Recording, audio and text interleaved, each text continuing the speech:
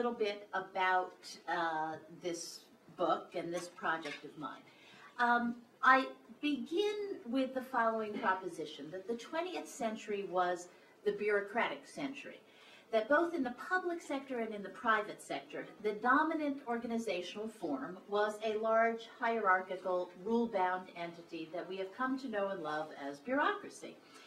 And in the private sector, of course, bureaucracy was the organizational analog to the assembly line and to the scientific management revolution started by Frederick Taylor.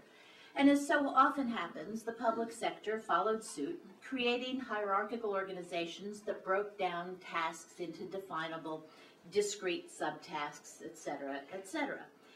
But by the end of the 20th century, a lot of things had happened to make people wonder whether the bureaucratic form was the appropriate form for implementing public policy and implementing public will into the next century.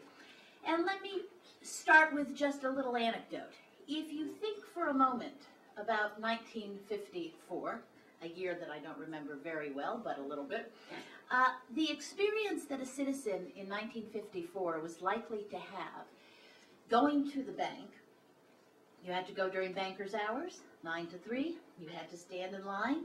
Often your bank was a monopoly in town, so they didn't really have to be very nice to you. Your experience in banking was likely to be the same as your experience getting your passport, getting your driver's license, or interacting in some way or another with the public sector. And so in mid-century, when, as we know from opinion polls, people really liked the government and thought the government did the right thing, in mid-century, people's interactions, their day-to-day interactions with government were not dramatically different from their day-to-day interactions with the private sector. Now, fast forward to the late 1980s to the early 1990s, and the beginning of the customer revolution in the private sector, the intense use of information technology to implement customer service. And all of a sudden, you have Americans, particularly, this applies a little bit to Western Europeans as well, you have one experience in the private sector where the private sector has wrenched itself around to the convenience of the customers. And you have simultaneously a very different experience in the public sector. Okay, so the private sector lets you shop at midnight, lets you go online and do your banking, lets you go to ATM machines, there's tons of competition for your business, etc. Whereas the public sector is still basically acting not too much differently than it acted in mid-century. Not surprisingly then, one of the things we find happening in the latter half of the 20th century is people become increasingly unhappy with government. And this, by the way, is true in the United States. Those of us who were in the NPR paid exquisite attention to these numbers of approval in government. But in fact, interestingly enough, this also happens towards the end of the century in many Western European countries. Okay, a declining trust in government. What's interesting about this decline in trust is that if you look at a worldwide survey, which has been done by one of my colleagues, Pippa Norris, you find that in the advanced industrial countries at the end of the 20th century, which have arguably delivered the best government, right, and have been actually successful at doing things that governments are supposed to do, you have distrust and unhappiness with government being high. You look at the end of the 20th century, you look at countries that have not done, by any objective means, a very good job at governance, and they think government is just fine. Okay, so there seems to be emerging a sort of critical citizens, and one of the things we know about these critical citizens is that they are as often as not unhappy with the ends of government as they are with the means of government. Our political system has had a hard time coping with this because for so long, politics has been about what government is for, as opposed to how government gets done. And so you have the anomaly of 1994, the Gingrich Revolution comes to Washington, and they think they've got a mandate. They think they've got a mandate to roll back the regulatory state and the welfare state. And of course, by 1996, not a bit of this has happened. Okay, just a little nibbling around the edges. And you could see that they were terribly confused. Both the left and the right in American politics has been confused by the fact that as will show in the paper, people at the end of the 20th century have become increasingly unhappy with the bureaucratic form of government as opposed to the ends for which it is put together. Second thing I think we see happening by the end of the 20th century is that in healthy democratic systems, bureaucratic government begins to fall prey to systematic problems, in spite of the fact that overall the government is performing fairly well. And so we find ourselves, by the end of the 20th century, spending a great deal of money on government, okay, more money than we ever thought we would, and people being sort of unhappy and wondering why that needs to be so, whereas in the private sector things are getting cheaper and cheaper every year. Things in the government don't seem to work that way. And of course, in some authoritarian countries by the end of the 20th century, you find that the combination of bureaucracy with authoritarian forms of government has yielded some of the greatest tragedies in the history of mankind, whether that tragedy are the famines that result from Soviet collectivization, and of course the tragedy of all tragedies being the Holocaust, which, as you remember, the banality of evil was really about the bureaucratic form being applied to an evil end. And so you begin to see at the end of the 20th century, bureaucracy has a kind of a mixed bag. It can be used to do some good things, but it can also has been used to accomplish with exquisite efficiency some pretty terrible things. Third thing that happens is by the end of the 20th century, we have an information technology revolution, a transformation in private sector organizations that resulted in adaptable, customer-driven organizations, and the public sector, of course, has stayed behind, stuck in the industrial age. And as those of us who worked in reinventing government know, we were constantly trying to push the government into a different kind of organizational mode. And finally, 21st century problems increasingly are problems which cross jurisdictions and they defy borders. And traditional bureaucracies are founded on jurisdictions.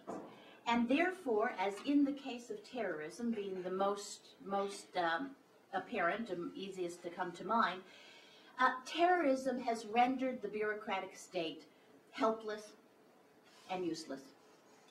And people are very much aware of the fact that this is not somehow the state which mid-century was so good at defeating the Nazis, and even 3/4 of the way through the century was so good at defeating the Soviets, another bureaucratic state, suddenly at the end of the century is helpless against this new threat. And so you have these four issues converging to create what I talk about here as a failure of the bureaucratic state. And so the question is then, and that's why I say the end of government, but parentheses, as we know it, okay? The question then really for the 21st century is what comes next, okay? If there is great unhappiness with the bureaucratic state, if it has fallen behind, if it doesn't quite match the information age anymore, what does come next? What replaces it? It is not, as I think certain of my Republican friends would like to think, it is not no government, okay? But rather, it's a different kind of government. And that's what I'd like to spend the rest of my time talking about. In the next century, I think we will have three general modes of implementing public policy. Now let me lay out each one, tell you a little bit what they are. The first one I call reinvented public sector organizations. The second one I refer to as government by network. And the third I refer to as government by market. Reinvented public sector organizations are the kinds of government organizations that come out of the work of David Osborne in the Western European countries. They come out of the New Public Management movement, which I'm sure some of you are familiar with. These are the kind of public sector organizations we tried at the National Performance Review to create through the Reinventing Government movement. And what characterizes them? Well, first of all, these are government organizations that think about productivity. Until very recently, productivity was never a term even applied to government, or it wasn't even thought of in government. But in this new movement, in reinvented organizations, productivity in fact matters in the public sector just like it matters in the private sector. Secondly, there is an attention to service delivery, hence the term customers, or in Great Britain they talk about citizens' charters. In the Anglo-American countries there's an analogous movement. The control mechanisms of the traditional bureaucracy are replaced by performance measures to try and give what I call a kind of market proxy to the government. So even though the government doesn't operate in a market and it's a monopoly, we try to put in measures that kind of have the effect of causing change and efficiency. Regulatory functions are reformed with an emphasis on compliance, and an ethos of innovation and experimentation replaces to a certain extent the ethos of rulemaking. And these, I'm not going to spend too much time on reinvented public sector organizations, since a good portion of this crowd spent a lot of time with me in doing that. But this is kind of the status quo. This is what we try and do with our government organizations. The next one I want to talk about is government by network. Now, this term network government is used an awful lot. Obviously, the computer revolution made network the hot term, right? And in the literature, you find there's really 4 ways that this is talked about. Sometimes government by network is talked about in a way that really ends up just being policy formulation networks. Okay, so those of us who went to graduate school in the 1970s will recognize this as the Iron Triangle. It's actually really nothing new. It's the interest groups, it's the players in the policy process. There are non-state governance networks in the private sector that take on some kind of governance capacity, usually in the markets. There are state-to-state or sort of federalist networks, the European Union, of course, being the big experiment in the world right now. But what I want to focus on is government-created networks. That's why I use this term very specifically, government by network. And what I mean here is when the state decides to use its authority and or its money to create a network in the public and the private sector to accomplish a goal which in fact would not be happening without the direct intervention and action of the state. When the government decides to create a network, the public policy outcome, okay, tends to be difficult to define, and most importantly, it tends to be impervious to routines, okay? It cannot be routinized, which is why the state, the government, decides to go outside of its bureaucratic structures, even outside of a reinvented structure, because in fact it defies routinization. When the government creates a network, it tries to involve a great many different kinds of organizations in the network. It chooses to value innovation over conformity, and it attempts to learn overall from the performance of the network. Several examples. In 1996, in the Welfare Reform Bill, we did not decide to create a Department of Welfare to Work, nor did the states. In fact, we decided to create a fairly large and substantial Welfare to Work network, which included for the first time for-profit, non-for-profit, and church organizations as potential members of the network. In the intelligence arena, obviously, we are looking at how do we know things that are very, very difficult to know. That's the central challenge for preventing terrorism. And in a CIA report called The Ecology of Warning, the agency has recently written, we need new frameworks or lenses for every aspect of the warning function. The warning community now extends well beyond the intelligence community, military and national command structure, to include the local police, public health authorities, and the financial community, along with others. Now, if you just think, just a very short time in our past, right, security was in fact able to be encompassed within bureaucracies because security involved one bureaucracy watching other bureaucracies, okay? One military bureaucracy watching and monitoring troop movements in another bureaucracy.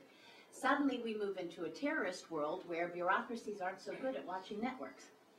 And so the bureaucracies too have to shift their mode of operation. The final one I want to talk about is government by market. Now, reinvented public sector organizations and government by network are different from traditional bureaucratic government, and yet they both involve a significant amount of government as we know it. In reinvented organizations, the public's work is done by people who work for the government. In government by network, much of the public's work is paid for by the government, even though it isn't necessarily performed by people who work for the government, and it's not constrained by government protocols. But in the third kind of emerging model of policy implementation, government by market, the work of government involves no public employees and no public money. In government by market, the government uses state power to create a market that fulfills a public purpose. And often this involves taking into account what the economists call externalities. The simple example of this is back in the 1970s. We decided there was a problem, well, there was a litter problem on American highways, and so state after state enacted model bills, okay? They didn't create the Department of Cleaning Up Beer Bottles from Highways and hire public employees to clean up the highways. They used state power to require everybody to charge 5 cents on the beer can, okay? Sometimes, some states it's now up to 10 cents. And created, where there was no market, okay, created a market in recyclable materials, which did have the effect it was supposed to have of getting some recycling and some cleanup of America's highways. Now, that's a nice, easy example. There are some others. I'm sure Dave and others in the room are familiar with the sulfur dioxide emissions trading permit program, which is, by all accounts, has been fairly successful at reducing SO2 emissions. But basically, creating a market, while enormously efficient, is extremely hard to do.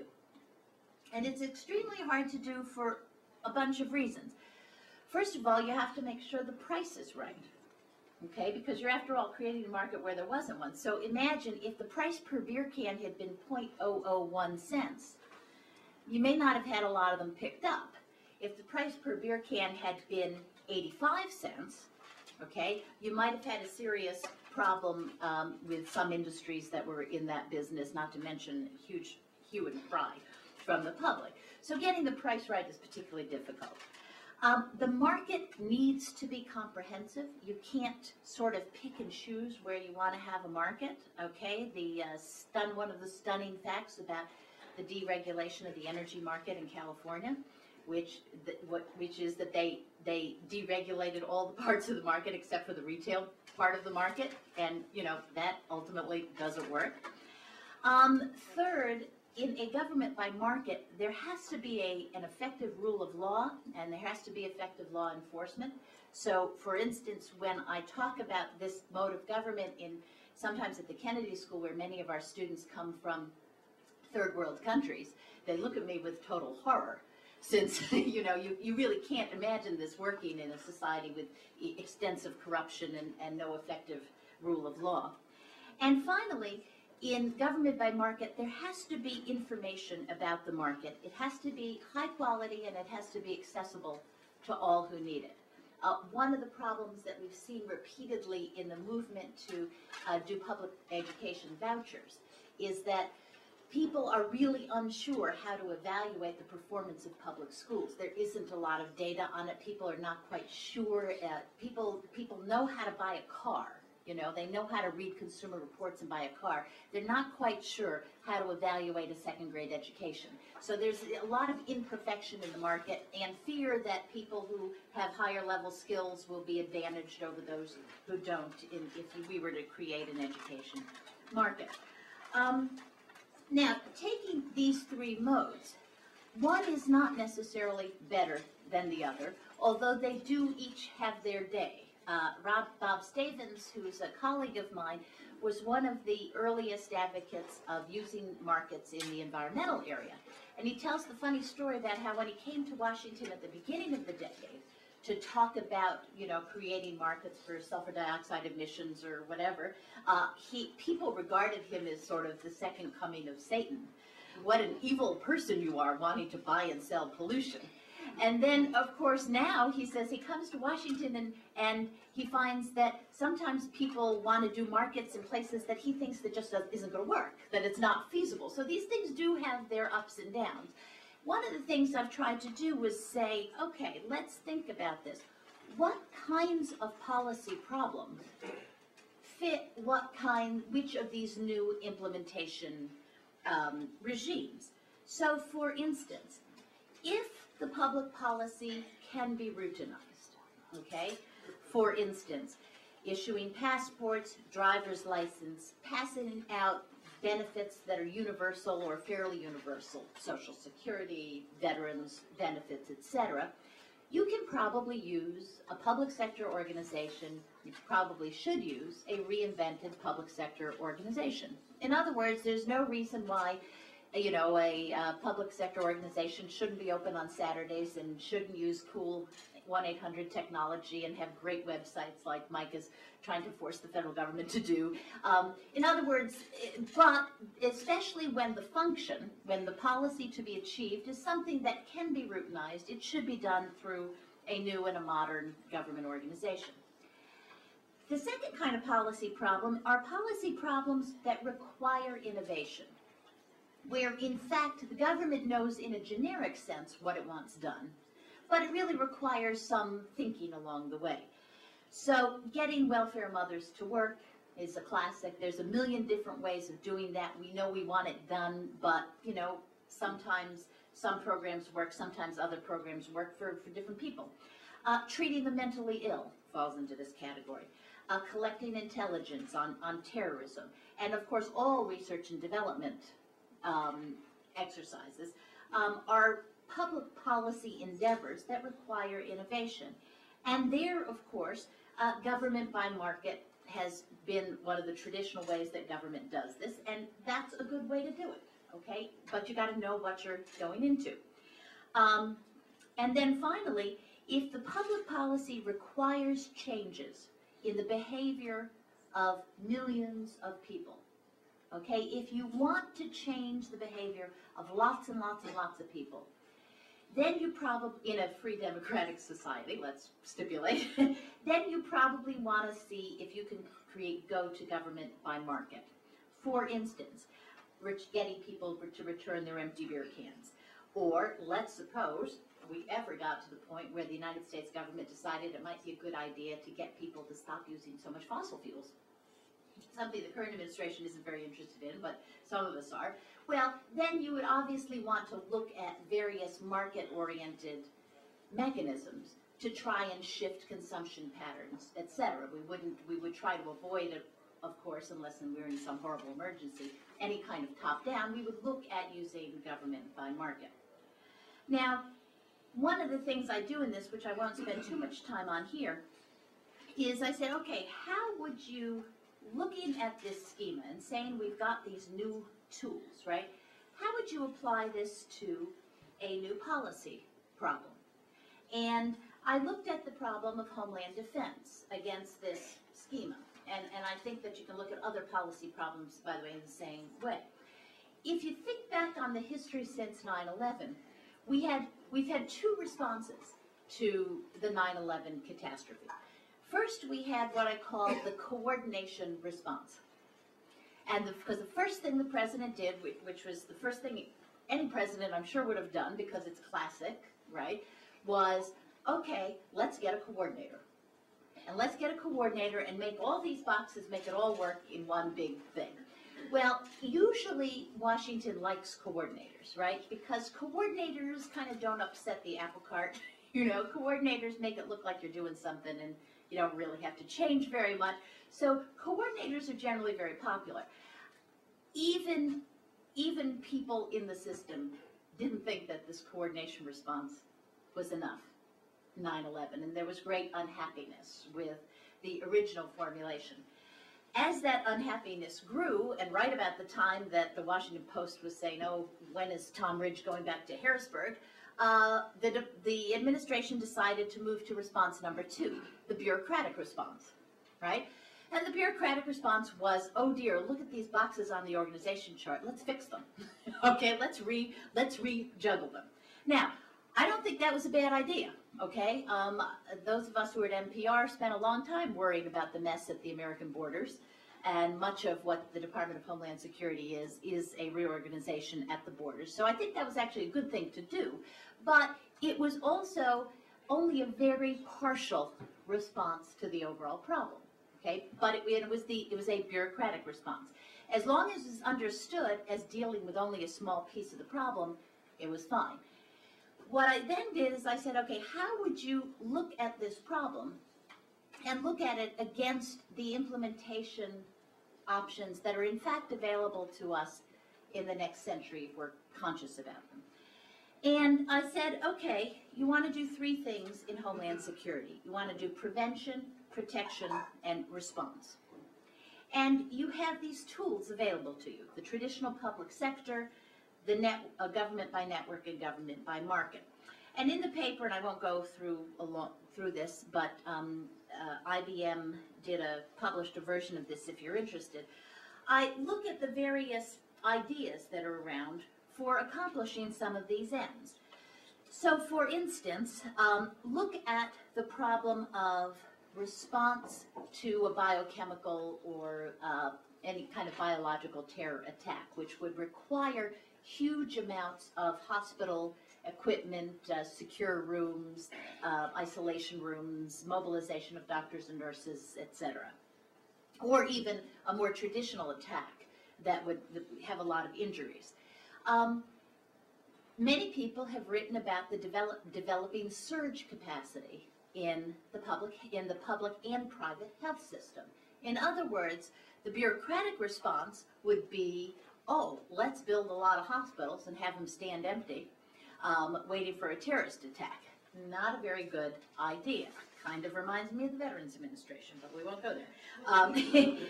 But in fact, what's called for here is to develop a network. And the network would include public and private entities. And the network could be put together and brought to fruition when needed. So in other words, it's a very efficient and very cheap way to prepare for response in the face of some kind of attack. In responding in purely public sector, hopefully FEMA some of us have written about the importance of FEMA taking on a sync-like role in terms of coordination of response to emergencies. For those of you familiar, SYNC is for Commander-in-Chief, and it's the military commander who gets to coordinate Army, Navy, Marines, and Air Force in terms of training and exercises, and then in actual deployment. And so the same concept can work in FEMA, and it really is a network concept in a federalist system.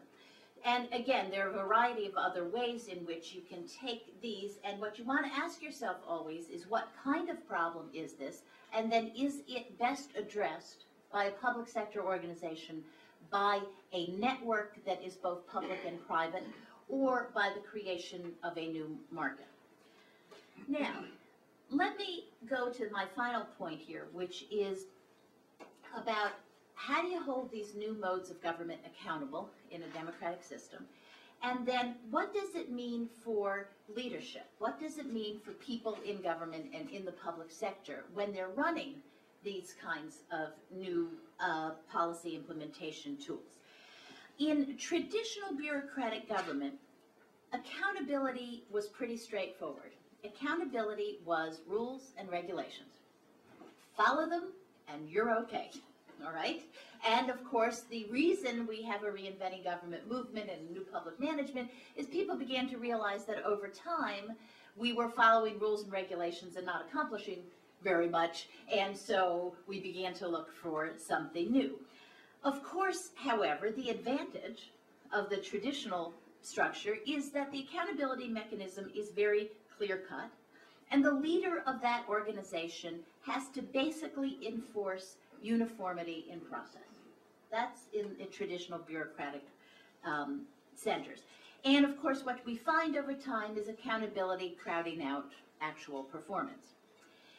In reinvented government, what we try to do to the extent possible is to use performance goals and measures to replace some of the traditional rules and regulations. And that gives us some, I'd call it intermediate level of innovation. And the skills of the leader, however, are really quite complex, because the skills of the leader here involve having to manage the trade-offs between central control and performance goals, and having to negotiate the removal of the traditional controls in order to achieve higher levels of performance. That's not something that bureaucrats are traditionally trained to do. I remember how when we failed to pass a civil service law in about 1996, we decided as a matter of policy that we would simply tell people running big agencies, go get it fixed yourself. Go tell your authorizers to fix it. Remember, we had a little samizdat movement there, and people were like, huh, I can do this?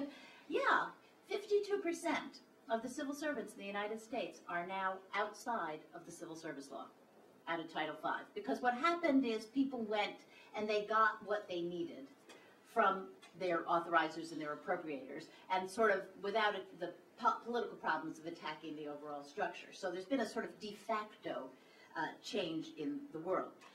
And use, of course, the flexibilities in the law.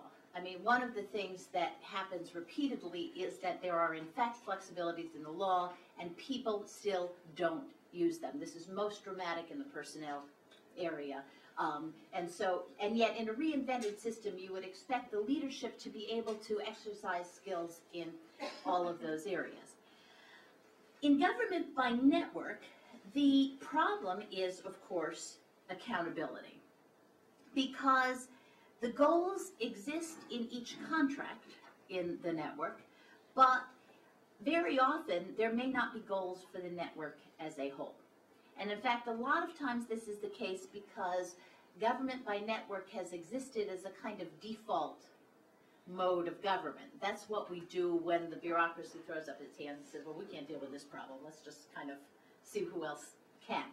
And in fact, in the welfare to work world, there are story after story of the actual contracts being drawn in such a way that the contracts themselves don't achieve the overall goals. The contracts repeat within the contracts a sort of bureaucratic mindset as opposed to a goal mindset. So there's a problem in holding networks accountable because of the problem of overall goals. And then the second problem, of course, is understanding how each part of the network may be contributing or not to the overall performance of the network. That means that a leader of a network, government by network, needs to be able to understand causality and manage the parts around a goal for the entire network. A leader of a network also needs to be able to weed out the bad performers and reward good performers, something that again frequently doesn't happen because in fact the parts of networks too often become permanent parts of networks for political reasons as opposed to performance reasons. And finally, the leader of government by network needs to define successful network performance as a whole, something that is in fact rarely done because we skimp so much in our federal budgeting these days on overall evaluation and timely evaluation projects. Finally, in government by market, the performance can only be measured in the aggregate and after a period of time. Now, sometimes that tends to be pretty easy because in successful governments by market, usually they work best when something's very finite. Okay, we can measure sulfur dioxide emissions, and we can determine whether they've gone down over a period of time. The leadership skills in this last mode of government are particularly difficult, though, because the leader has to, most important, prevent cheating and gaming of the market. Okay, a function which in the state of California, the leadership failed at in a rather spectacular way. Okay, I don't know if the courts will ultimately find Enron guilty of criminal activity or not, for our purposes here, the fact is that that market was created with so many moral hazards in it for the big energy players that they may have committed no crimes at all and just taken advantage of an incredibly flawed situation. There may be some criminal activity too. The point is that cheating and gaming of the market are one of the biggest problems in this kind of situation. And the other thing that the leader of a government by market has to do is provide quality information and with equality to everybody across the board. Again, easier said than done. Finally, let me talk just about the management pitfalls in some of these. In reinvented government organizations, there tends to be increased scrutiny of civil servants. Because, and we saw this time and time again, mostly because if civil servants are really trying to change their operating environment and get in and move a little bit more out of that supposedly clear line, which is never really clear, between implementation and policy, there is going to be more friction and, in fact, more scrutiny of civil servants. Secondly, in reinvented government, there are mistakes, and of course there is a tendency on the part of elected officials to try to be risk averse and not want to tolerate any mistakes. So there's definite problems in reinventing government, which people in this room know as well as I do. In government by network, you have a different kind of problem, but a problem that could do in the network. One of them is that in an effort to enforce good behavior, okay, on the players in the network, over-regulation of the parts of the network could, in fact, drive out the very creativity and innovation that you're trying to get from the network in the first place. It's a real catch-22. The problem, of course, is that inevitably, over time, somebody is going to do something wrong, right? It is just simply human nature. And the political process, being what it is, tends to go into hyperdrive when something goes wrong. And of course, one of the things then happens is then, oh, let's do more rules on these various contractors out here. And by the time you've done rules on everybody, you've taken a network which you created for purposes of innovation and you've turned it into a bureaucracy. And there you are. And finally, the same problem can happen in government by market. The temptation to overregulate can drive out creativity, or it can create opportunities for gaming, okay, which is clearly, as we learn more and more about the California energy collapse, okay, it was just rife with gaming, and it was way too complex. And also, as some kinds of government by market, over time, the pricing may become obsolete and fail to achieve the public goal. Okay, so if in 100 years, right, the bottle, bottles are still 5 cents, it probably will not be as effective a recycling mechanism as it is today. Finally, let me just conclude with this thought, that in the year 2050, the President of the United States may still live in Washington, D.C., but many of the large buildings we see around us may be parks or movie theaters. Nevertheless, the absence of large buildings and the absence of hundreds and thousands of people in government organizations does not really mean the end of government. It simply means the end of government as we know it. Thank you very much.